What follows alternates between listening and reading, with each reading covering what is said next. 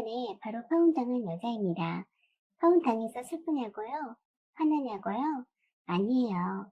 전 정말로 운이 좋게도 파혼을 잘 당했습니다. 제가 사주팔자에 돈복도 있고 수호령이 있어서 지켜준다고 한다더니 그 말이 맞는지 정말 천만다행으로 파혼을 잘 당했어요. 제가 지방에서 4년째 대학 졸업하고 부모님 권유로 공무원 시험 준비해서 나름 열심히 해서 2번째 합격했습니다. 구급 공무원으로 신도시에 발령 나고 보니 처음으로 부모님과 떨어져서 혼자 자취를 하게 되었어요. 발령도 생각보다 빨리 나서 부모님이 급하게 전세를 보러 다니셨는데 이쪽 주변이 신도시면서 모두 새 아파트나 오피스텔만 주로 있는데 청사가 많아서 수요가 많은지 전세는 없고 월세가 후덜덜해서 겨우 하나 남은 오피스텔을 구해서 사주셨어요. 비록 16평이지만 이쪽 신도시에 수요가 많아 프리미엄 3천 얹어서 겨우 사셨다고 해요. 대출도 안 끼고 바로 사주셨습니다. 제가 입주하고 몇 달이 지나지 않았는데도 주위 동료 말 들어보니 제가 준 피 따따블로도 구하기 어렵다고 하더라고요. 엎어지며 코 닿을 때 제가 다니는 청사가 있어서 차 없이도 다닐 수 있어서 제가 사는 오피스텔에 같은 청사에 근무하는 직원이 많습니다. 제가 친하게 지내는 같은 부서 동료도 같은 오피스텔에 살고 있어요. 대부분 월세로 살기 때문에 부모님이 사주신 오피스텔을 금수저로 오인받기 싫어서 제 명의로 되어 있다고 말하진 않았습니다. 그러다 오다 가다 같은 오피스텔에 사는 한 남자를 우연히 소개팅을 하다 만났습니다.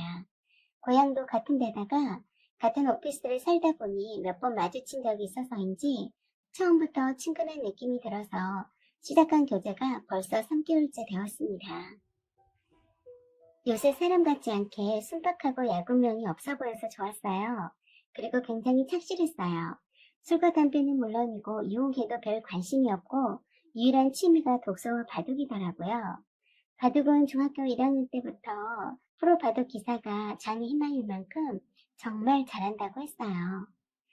거기에다 7급 공무원 시험을 대학교 4학년 때 첫 시험에 바로 그 직렬에서 수석으로 합격했다고 합니다. 취업하게 되면 겉멋이 들어서 모두들 차부터 사게 되는데 아직까지 차도 사지 않고 착실하게 저쪽을 하는 것처럼 보였네요. 그도 이쪽으로 발령나면서 처음으로 혼자 생활하게 되었다고 하는데 특별한 일이 없으면 주말에 만나서 영화도 보고 고향에 내려갈 때도 날 정해서 함께 내려가고 올라올 때도 약속해서 함께 올라오긴 하면서 점점 사랑의 감정을 키워왔습니다. 그는 믿기 어려웠지만 이성교제는 처음이라고 했어요. 저는 물론 아니죠. 대학 시절엔 이성교제엔 별 관심이 없었다네요.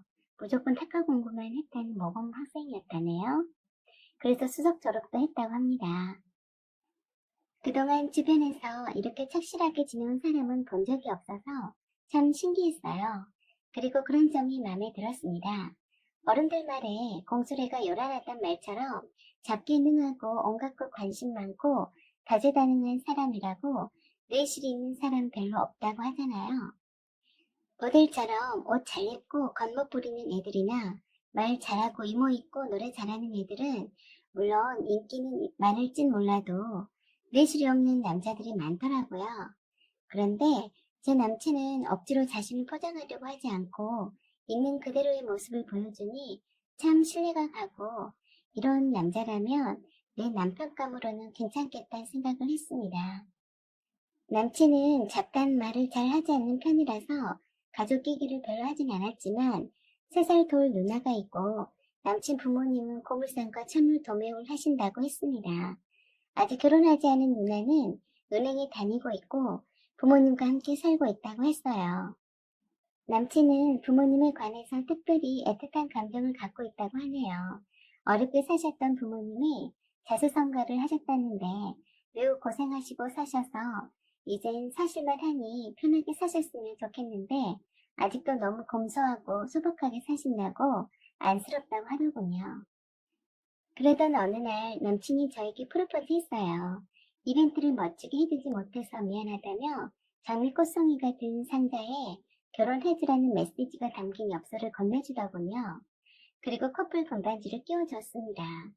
남친은 결혼을 빨리 해서 자식도 빨리 낳아서 이쁜 가정을 꾸미고 싶다고 했습니다. 저도 동의했고 저희 부모님이 절 보러 올라오셨을 때 남친을 인사시켰습니다. 저희 부모님도 마음에 들어 하셨어요. 하지만 남친에게 서둘러 결혼하는 건 반대하신다고 말씀하셨어요. 1년 이상 교제해보고 난 후에 해도 늦지 않다고 하셨죠. 평소 때도 결혼 늦게 보내고 싶다고 하셨거든요. 그런데 남친이 결혼하고픈 여자친구가 있다는 것을 남친 부모님께 말씀드린 모양이었어요. 고급 공무원이고 2살 아래이면서 부모님은 장사하신다고 말씀드렸나 보더라고요. 사실 저희 부모님은 의류 공장까지 운영하면서 인터넷 쇼핑몰을 크게 운영하고 계시는데 그냥 뭉뚱그려서 옷장 산다고 했더니 그냥 장사한다고 말씀드렸나 보더라고요. 어느 날 주말에 남친이 예비 시부모님이 여자친구가 궁금하다고 집으로 데리고 오라고 하셨다고 했어요. 그래서 홍삼 세트 준비해서 함께 내려갔습니다. 그런데 따로 살림집인 아파트가 있다는데 굳이 운영하시는 고물상으로 오라고 했다네요. 한적한 곳에 예비 시부모님이 운영하시는 고물상이 있더군요. 잡다한 고물들이 늘어져 있고 정리 안 된 집기들이 여기저기 정신사납게 흩어져 있어서 좀 당황스러웠네요. 처음 인사드리는 자리인데 왜 굳이 아파트 놔두고 이쪽으로 오라고 하셨는지 의아했습니다.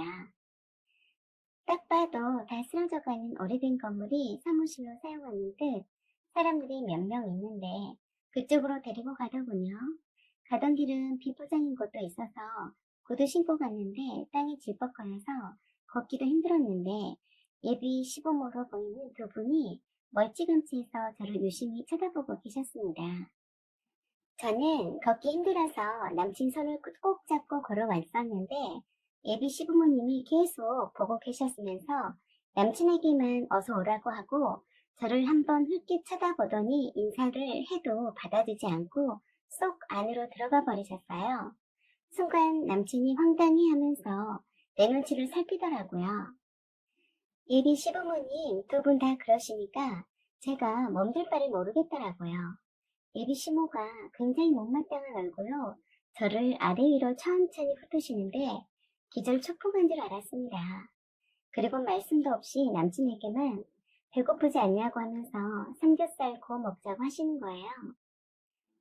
남친이 홍삼 세트를 아영이가 선물로 준비했다고 말씀드렸는데도 시큰둥해하는 표정이었어요. 전 정말 매우 당황했죠. 예비 시부모님 인사드리러 간다고 해서 나름 신경 써서 예쁘게 차려입고 왔는데 거지꼴 같은 너저분한 고물더미 옆에 다 쓰러져가는 허름한 거물 속에서 삼겹살을 구워 먹자고 하시네요. 예비 시아버지께서 먼저 말씀을 꺼내셨어요. 저희 부모님이 무슨 장사하냐고 하시는데 옷장사 하신다고 말씀드렸더니 단번에 직업이 성우이시네 하는 겁니다.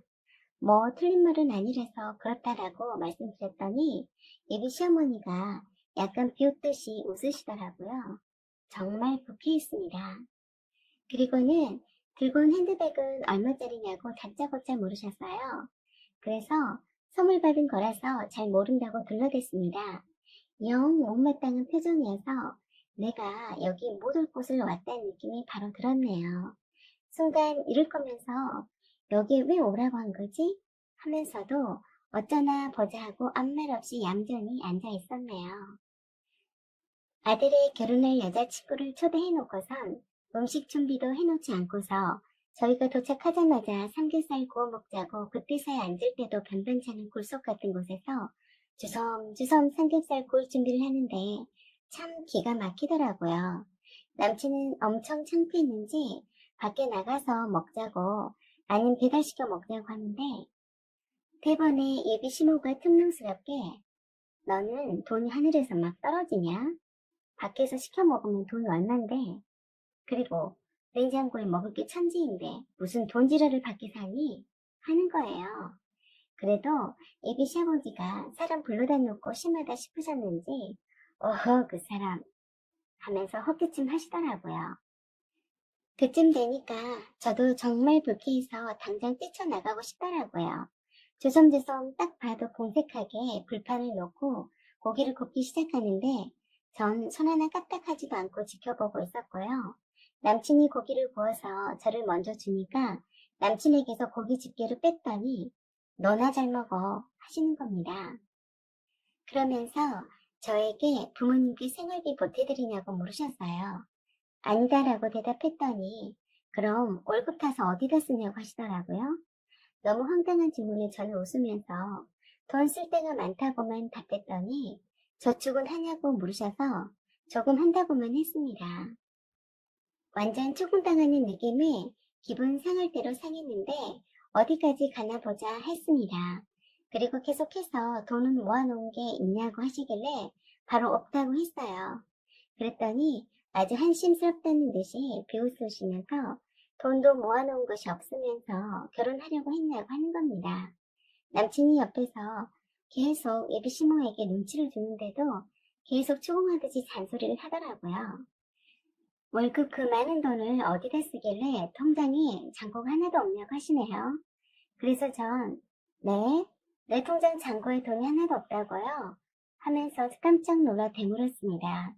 남친도 놀란 듯 엄마, 누나한테 저 해보라고 시킨 거야?